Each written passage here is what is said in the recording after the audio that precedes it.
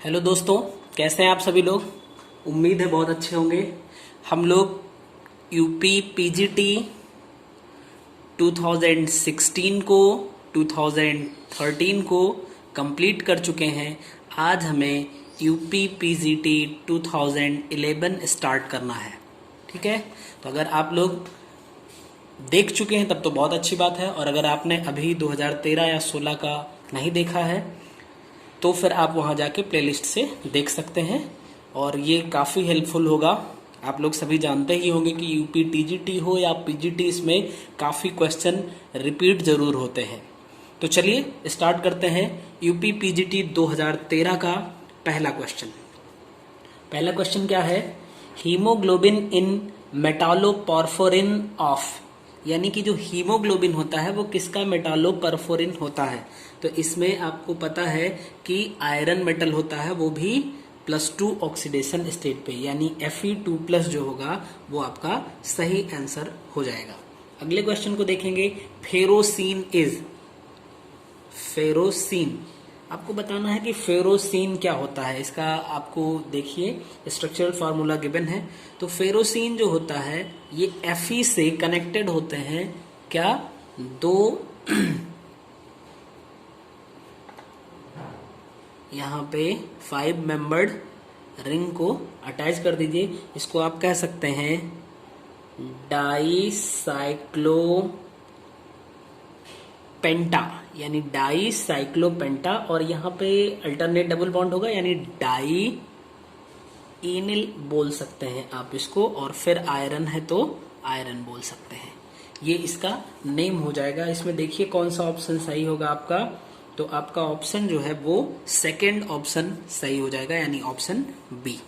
चलिए तीसरे क्वेश्चन पे चलेंगे। थर्ड क्वेश्चन देखेंगे क्या है। The orbital L is equal to 2 can accommodate, यानी L इज इक्वल टू 2 जो ऑर्बिटल होगा उसमें टोटल कितने इलेक्ट्रॉन हो सकते हैं।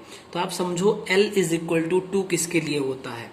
L की वैल्यू को अगर हम देखें तो S orbital, P orbital, D orbital और F ऑर्बिटल के लिए अगर हम देखें तो L की वैल्यू S के लिए 0, P के लिए 1, D के लिए 2 और F के लिए 3 होती है। तो अगर L इज इक्वल टू 2 है, मीन्स ये किस ऑर्बिटल की बात कर रहा है, D की बात कर रहा है, D सबसेल की बात कर रहा है। और इसमें टोटल नंबर ऑफ जो ऑर्बिटल्स होंगे वो कितने हो जाएंगे D में। यहां पे देखिए अगर ऑर्बिटल्स की बात करेंगे, टोटल ऑर्बिटल्स, तो यहाँ पे 1, यहाँ पे 3, यहाँ पे 5, यहाँ पे 7, तो टोटल ऑर्बिटल्स कितने हो जाएंगे 5, यानी टोटल नंबर ऑफ इलेक्ट्रॉन्स जो हो जाएंगे वो एक ऑर्बिटल में 2 इलेक्ट्रॉन, यानी 2 × 5 दैट इज 10 इलेक्ट्रॉन्स जो हैं वो L is equal to 2 orbital में एग्जिस्ट कर सकते हैं। दैट इज आपका जो है वो D ऑप्शन सही होगा। नेक्स्ट क्वेश्चन पे चलेंगे। क्वेश्चन नंबर 4 है Which among the following is a soil base। ठीक है, तो ऑप्शन में देखिए तो पहला ही ऑप्शन आपका लिखा है NH3 जिसको आप कहते हो अमोनिया।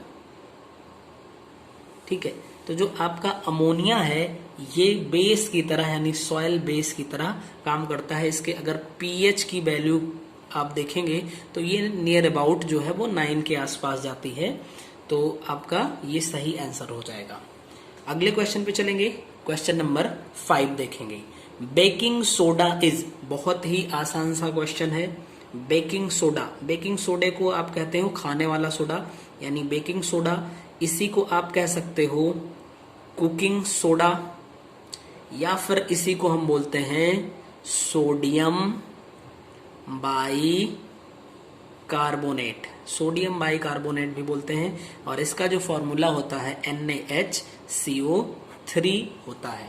ठीक है, तो आपका कौन सा ऑप्शन सही हो जाएगा, आपका D ऑप्शन यहाँ पे सही हो जाएगा। अगले क्वेश्चन पे चलेंगे, देखेंगे।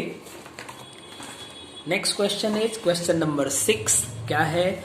At the critical missile concentration surfactant molecules undergoes. तो आप समझिए जब मिसाइल का फॉर्मेशन होता है, ठीक है, 6, या इसको कुछ लोग मिसाइल भी बोलते होंगे, तो मिसाइल का फॉर्मेशन अगर होगा तो फिर क्या होगा, पहली बात, जो मॉलिक्यूल्स होते हैं यानी पार्टिकल्स होते हैं वो इकट्ठा हो जाते हैं। मिसल का फॉर्मेशन का मतलब होता है पार्टिकल्स का इकट्ठा होना, इसी को मिसल बोलते हैं। इसी को आप बोल सकते हैं एसोसिएशन, ठीक है, और इसी को आप बोल सकते हैं एग्रीगेशन। यानी कि चाहे बात हो मिसल फॉर्मेशन की या फिर एसोसिएशन की या फिर एग्रीगेशन की, इन सब का मतलब होता है इकट्ठा होना, ठीक है। तो आपका जो ऑप्शन होगा वो डी सही होगा, यानी कि all of these. Next question पे चलेंगे, क्वेश्चन नंबर 7। देखिए क्या है, highest oxidation state of actinides, यानी जो एक्टिनाइड्स होते हैं उनकी हाईएस्ट ऑक्सीडेशन स्टेट क्या होगी, हाईएस्ट ऑक्सीडेशन स्टेट। तो आप समझिए यहाँ पे जो एक्टिनाइड्स होते हैं वो एक होता है नेपच्यूनियम या न्यू एंड पीयू। इनकी जो ऑक्सीडेशन स्टेट होती है वो सबसे मैक्सिमम होती है, दैट इज +7 हो जाती है, ठीक है, +7 के इक्वल होती है। तो आप ऑप्शन देख लीजिए, यहाँ पे चेक कर लीजिए, डी ऑप्शन आपका सही हो जाएगा। नेक्स्ट क्वेश्चन पे चलेंगे, क्वेश्चन नंबर 8। आप देखिए यहाँ पे काफी इजी क्वेश्चन है। नेक्स्ट क्वेश्चन पे चलेंगे, which of the following is not known, जिसमें देखिए BrF5 है, सेकंड है ICl5, थर्ड है IF6 एंड फोर्थ है ICl3। तो देखिए जो ये इंटर हैलोजन कंपाउंड्स हैं ये बहुत इजीली +3 ऑक्सीडेशन यानी ऑक्सीडेशन स्टेट 3 पे, 5 पे, 7 पे बहुत इजीली फॉर्म करते हैं।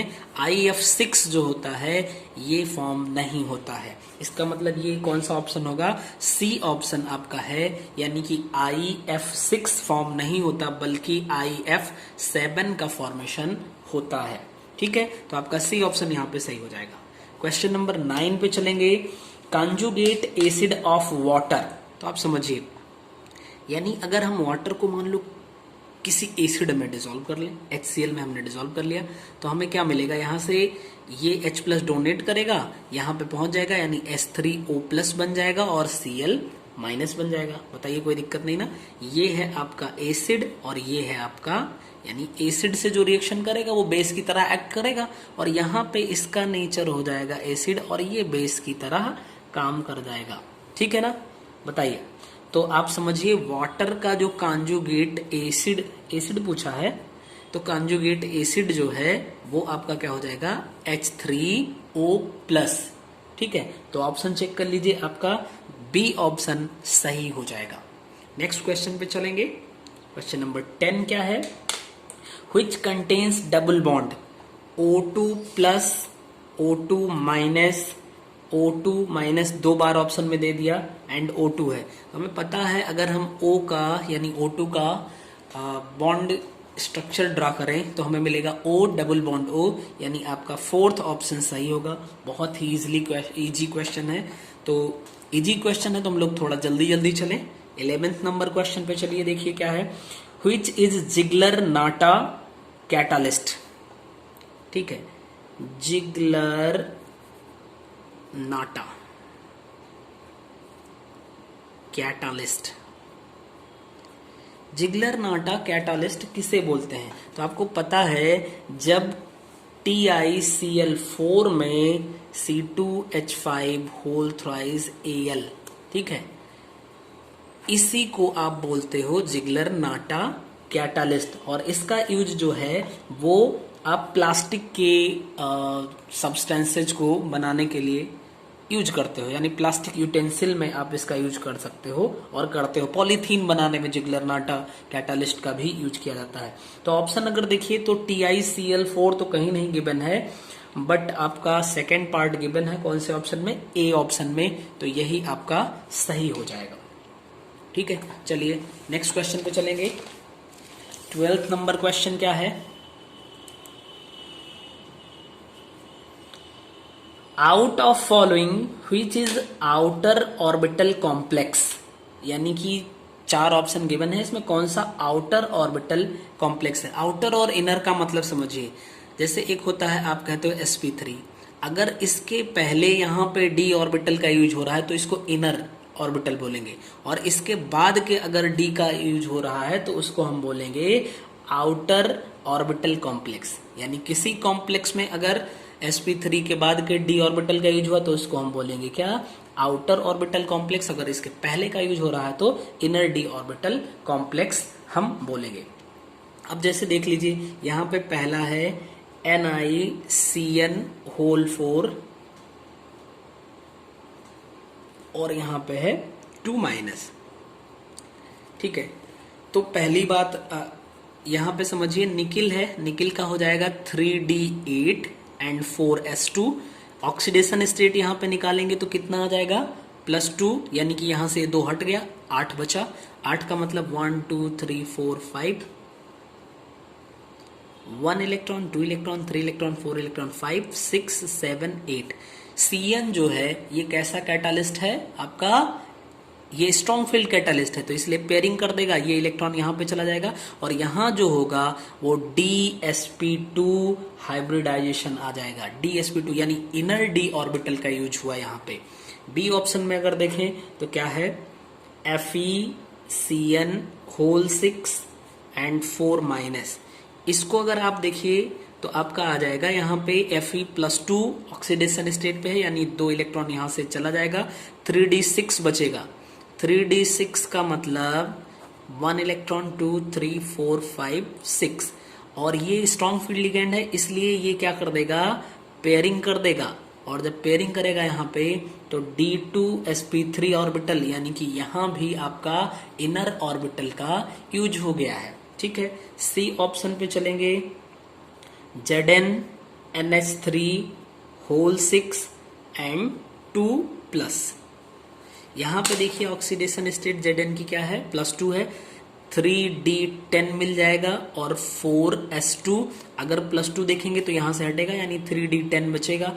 और अगर 3D10 में सारे इलेक्ट्रॉन फिल्ड हैं तो क्या इनर डी ऑर्बिटल का यूज हो सकता है, नहीं हो सकता है। इसका मतलब इसके आगे का ही यूज होगा, sp3D का यहाँ पे यूज हो सकता है या D2 का यूज हो सकता है, जो भी होगा हम उस पर नहीं जाएंगे, खाली ये देखेंगे यहाँ पे जगह ही नहीं है, इसका मतलब यहाँ पे ही आउटर डी ऑर्बिटल का यूज होगा। सी ऑप्शन आपका बिल्कुल सही हो जाएगा। ठीक है ना, चलिए नेक्स्ट क्वेश्चन पे चलेंगे।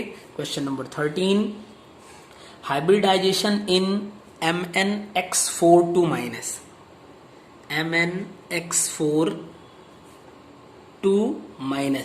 अब आप समझो यहाँ पे अगर हम देखें तो X जो है, X हमें किसको रिप्रेजेंट करेगा, ये हैलोजन को रिप्रेजेंट करेगा। X का मतलब हो जाएगा यहाँ पे फ्लोरीन, क्लोरीन, ब्रोमीन, आयोडीन, और ये सारे के सारे वीक फील्ड लिगेंड की तरह काम करते हैं। ठीक है, वीक फील्ड लिगेंड। और अगर ये वीक फील्ड लिगेंड की तरह काम करते हैं तो इसका मतलब ये पेयरिंग नहीं करेंगे। अगर Mn की देखें हम यहाँ पे तो +2 ऑक्सीडेशन स्टेट हो जाएगी।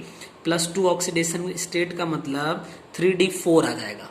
ठीक है, 3D4 मतलब आप देखो यहाँ पे 1 2 3 4 इलेक्ट्रॉन आएगा, ना तो पेयरिंग कर सकता है और ना ही कुछ। तो यहाँ पे क्या पूछा है, कौन सा हाइब्रिडाइजेशन हो सकता है। यहाँ पे हाइब्रिडाइजेशन की बात अगर आप करेंगे तो sp3 हाइब्रिडाइजेशन यहाँ पे आ जाएगा। ठीक, यानी कि सी ऑप्शन आपका सही हो जाएगा। नेक्स्ट क्वेश्चन पे चलेंगे। 14th नंबर क्वेश्चन क्या है, CO molecule has how many electrons, यानी CO जो मॉलिक्यूल है इसमें कितने इलेक्ट्रॉन्स होंगे। तो यहाँ पे कार्बन के पास 6 इलेक्ट्रॉन हो जाएंगे, ऑक्सीजन के पास 8 होते हैं, अगर सबको ऐड कर दें तो टोटल 14 इलेक्ट्रॉन्स यहाँ पे हो जाएंगे। यानी CO मॉलिक्यूल में टोटल नंबर ऑफ इलेक्ट्रॉन 14 होंगे। और आप चेक करिए बी ऑप्शन आपका बिल्कुल सही हो जाएगा। नेक्स्ट क्वेश्चन पे चलेंगे। Question number 15, main oxidation state of thorium. Thorium की बात करें तो देखिए जो थोरियम होता है, यानी हम इसको TH से रिप्रेजेंट करते हैं, इसकी मेन ऑक्सीडेशन स्टेट क्या होती है। तो अगर आप यहाँ पे इसका इलेक्ट्रॉनिक कॉन्फ़िगरेशन लिखिए तो रेडॉन हो जाएगा, यानी 86 एंड 6D2 एंड 7s2। ठीक है, तो कितना हो जाएगा, ये आपका आएगा, यानी कि ये 90 पे पहुंचेगा। और ये Rn 6D2 एंड 7s2 होता है। यानी कि जो जनरल ऑक्सीडेशन ये दोनों इलेक्ट्रॉन को यहां से दोनों इलेक्ट्रॉन को यहां से रिलीज कर देगा, यानी +4 ऑक्सीडेशन स्टेट ये है शो करेगा। यानी कि इसकी जो मेन ऑक्सीडेशन स्टेट है यानी मेन ऑक्सीडेशन नंबर है वो +4 हो जाएगा। आपका सी ऑप्शन सही होगा। नेक्स्ट क्वेश्चन पे चलेंगे। नेक्स्ट क्वेश्चन क्या है? Question number 16, the removal of electron is, यानी इलेक्ट्रॉन के रिमूवल को क्या बोलते हैं? तो आप समझिए, जैसे मान लीजिए कि यहाँ पे m है और यहाँ से 1 इलेक्ट्रॉन रिमूव हो गया तो ये m+ में कन्वर्ट हो जाएगा। इसका मतलब यहाँ पे ऑक्सीडेशन स्टेट 0 थी, यहाँ पे +1 हो गई, तो इलेक्ट्रॉन का रिलीज होना इसका मतलब क्या होता है कि ऑक्सीडेशन नंबर का इंक्रीज कर जाना, यानी कि क्या हो गया। और अगर ऑक्सीडेशन नंबर इंक्रीज कर रहा है तो ऑक्सीडेशन होगी। आपका ए ऑप्शन बिल्कुल सही हो जाएगा। नेक्स्ट क्वेश्चन पे चलेंगे। क्वेश्चन नंबर 17 देखेंगे। एफ सबसेल हैज मैक्सिमम, तो एफ सबसेल अभी हमने आपको बताया कि एफ सबसेल में अगर नंबर ऑफ ऑर्बिटल्स की बात करेंगे, ऑर्बिटल तो ऑड नंबर में होते हैं, यानी कि 7 हो जाएगा। 1 2 3 4 5 6 7, ठीक, यहाँ पे 7 हो जाएंगे। और अगर इसमें टोटल नंबर ऑफ इलेक्ट्रॉन्स की बात करें तो एक ऑर्बिटल में 2 इलेक्ट्रॉन, यानी 7 2 14 इलेक्ट्रॉन्स हो सकते हैं। ऑप्शन में देखिए केवल ऑर्बिटल को पूछा है, यानी सी ऑप्शन आपका सही होगा कि एफ सबसेल में 7 इलेक्ट्रॉन प्रेजेंट होते हैं। नेक्स्ट क्वेश्चन पे चलेंगे। क्वेश्चन नंबर 18 देखेंगे। Solution of ferric chloride is, आप समझो फेरिक क्लोराइड ले लेते हैं। Ferric chloride means FeCl3। Ferric और फेरस दो चीजें होती हैं। फेरस मीन्स कि Fe जो है +2 ऑक्सीडेशन स्टेट पे है और ferric means Fe +3 oxidation state पे है। इसको वाटर में डिसॉल्व कर देंगे तो ये H+OH- में स्प्लिट हो सकता है। OH इसके पास जाएगा, यानी FeOH whole thrice and HCl यहाँ पे हो जाएगा, 3 से मल्टीप्लाई कर देते हैं। देखिए ये है आपकी स्ट्रॉन्ग एसिड और ये है आपका वीक बेस। तो अगर स्ट्रॉन्ग बेस एसिड और वीक बेस मिलेंगे तो जो सॉल्यूशन होगा उसमें किसका ज्यादा करेक्टर आ जाएगा? एसिड का, यानी सॉल्यूशन जो होगा आपका वो एसिडिक हो जाएगा। तो जो फेरिक क्लोराइड होता है उसका सॉल्यूशन एसिडिक होता है। देख लीजिए कौन सा ऑप्शन सही होगा आपका, ऑप्शन ए ही सही होगा। ठीक है, 19th नंबर क्वेश्चन पे चलेंगे, देखेंगे कार्बोरंडम इज। तो कार्बोरंडम किसे बोलते हैं? कार्बोरंडम तो सिलिकॉन कार्बाइड, ठीक है, सिलिकॉन कार्बाइड इसी को बोला जाता है कार्बोरंडम, यानी SiC से रिप्रेजेंट करते हैं। आपका ए ऑप्शन ही सही हो जाएगा। नेक्स्ट क्वेश्चन पे चलेंगे। क्वेश्चन नंबर 20 देखेंगे। Which is an organometallic compound, जिसमें पहला है आपका कार्बोरंडम यानी सिलिकॉन कार्बाइड। ऑर्गेनोमेटालिक का मतलब कि कार्बन से कोई मेटल अटैच्ड हो, जबकि यहाँ पे Si देखेंगे आप तो ये सेमी मेटल है आपका, ठीक है। फिर दूसरा है AlCl3, नहीं यहाँ पे भी नहीं, यहाँ पे तो कार्बन ही नहीं प्रेजेंट है। Al2SO3 का SO4 का होल थ्राइज, यहाँ भी कार्बन नहीं प्रेजेंट है। मेटल तो एल्यूमिनियम है बट कार्बन नहीं प्रेजेंट है, दोनों प्रेजेंट होना चाहिए। तीनों ऑप्शन वैसे ही हट गया तो चौथा ऑप्शन तो आप वैसे आंख बंद करके सही कर सकते हो। फिर भी C2H5 होल 4 Pb, ठीक है। लेड टेट्रा एथिल इसको आप कहते हैं, ये यहाँ पे कार्बन भी है और आपका मेटल भी है, यानी यही डी ऑप्शन आपका सही हो जाएगा, ठीक है। टेट्रा एथिल लेड इसको आप कहेंगे। चलिए नेक्स्ट क्वेश्चन पे चलेंगे। क्वेश्चन नंबर 21 देखेंगे क्या है। The year in which Warner proposed his coordination theory, तो आप जानते हैं जो कोऑर्डिनेशन कंपाउंड ऐड हुआ है वो कोऑर्डिनेशन थियरी पर बेस्ड मेनली है, ठीक है। और उसको किसने प्रपोज किया था? वार्नर महोदय ने किया था। और कब किया था? 1893 में। देख लीजिए कहां पे है आपका, ये आपका फोर्थ ऑप्शन सही है, 1893, ठीक। नेक्स्ट क्वेश्चन पे चलेंगे। नेक्स्ट क्वेश्चन है 22nd number question. Artificial sweetener used in soft drink. देखिए, एक होता है आपका एस्पार्टेम, ठीक से समझ नहीं होगा, एस्पार्टेम, ठीक है, एस्पार्टेम ये एक आर्टिफिशियल स्वीटनर होता है, ठीक है। और आप एक और कह सकते हैं एलिटेम। तो ये दोनों ही आपके आर्टिफिशियल स्वीटनर होते हैं जिसमें एस्पार्टेम का यूज जो है ये सॉफ्ट ड्रिंक में किया जाता है। तो देख लीजिए कहां पे है आपका ए ऑप्शन ही आपका सही होगा। नेक्स्ट पे चलेंगे। Next question is 23। क्या है? Dimerization in carboxylic acid is due to. आप समझिए, हम अगर लिखें RCOOH, यही कार्बोक्सिलिक एसिड होता है आपका, तो हम लिख लेते हैं RC डबल बॉन्ड OOH और यहां पे लिख देते हैं CROH डबल बॉन्ड O। ये O और H के बीच में इंटरेक्शन होगा और इस O और H के बीच में इंटरेक्शन होगा। तो यहाँ पे एसिड जो आपकी कार्बोक्सिलिक एसिड है ये एक मॉलिक्यूल है और ये दो मॉलिक्यूल, और ये दोनों मिलेंगे तो डाइमेराइजेशन इसी को बोलेंगे। क्यों हो रहा है ये H बॉन्डिंग के कारण हो रहा है, यानी हाइड्रोजन बॉन्डिंग की वजह से होगा।